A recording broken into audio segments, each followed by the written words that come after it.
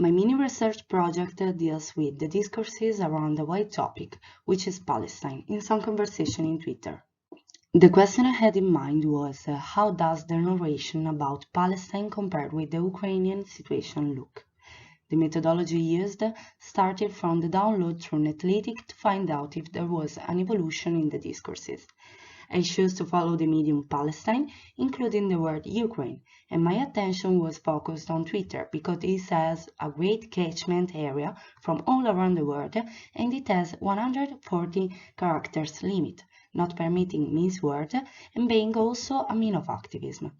Then I scraped the most relevant tweets, creating my sample of 34 tweetable for manual analysis in which I relied on 4 parameters.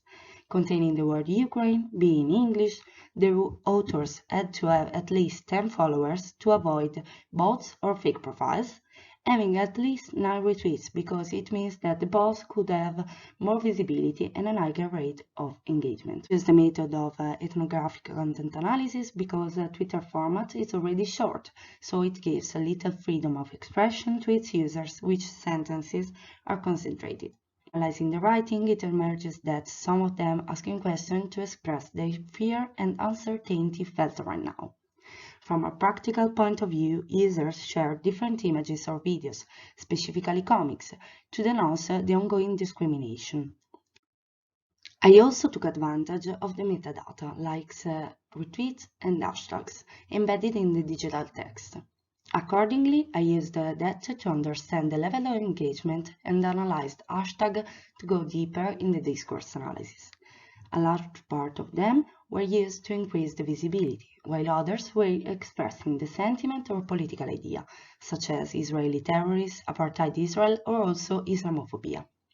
It was possible to carry out a topic analysis and verify that most of users use Palestine to refer the difference in attention given by mass media and the world to the conflict taking place.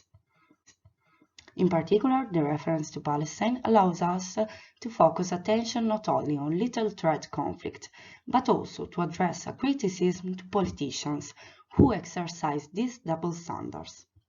Many users express appreciation for the stance taken by celebrities, such as the Hadid sister or the squash player Ali Faraj, and with regard to sport, complain that politics has crept into it, despite the lack of commitment to other causes. The analysis of the discourses has been fundamental to understand the user's point of view. Many of them express their dissent for the war and show themselves to be extremely sorry for the conflict that bloodied both Ukraine and the rest of the world.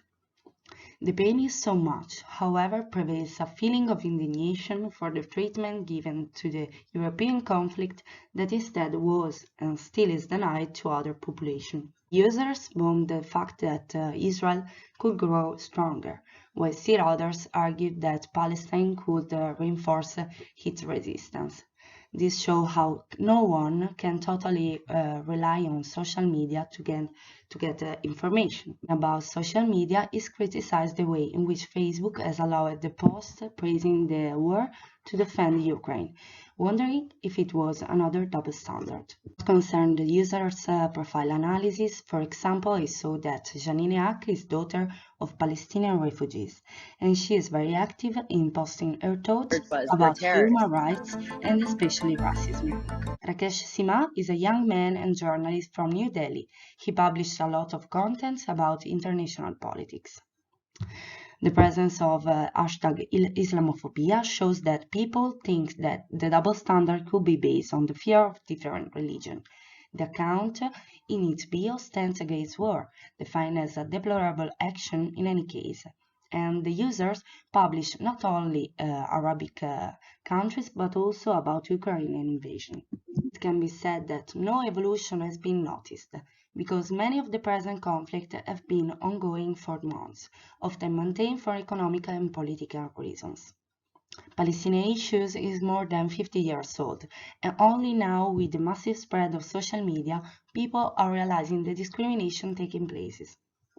Western media are conveying information about Ukraine, neglecting other conflicts, so the activism on social media is also intensifying. Those who criticize the double standard, however, don't spread hate.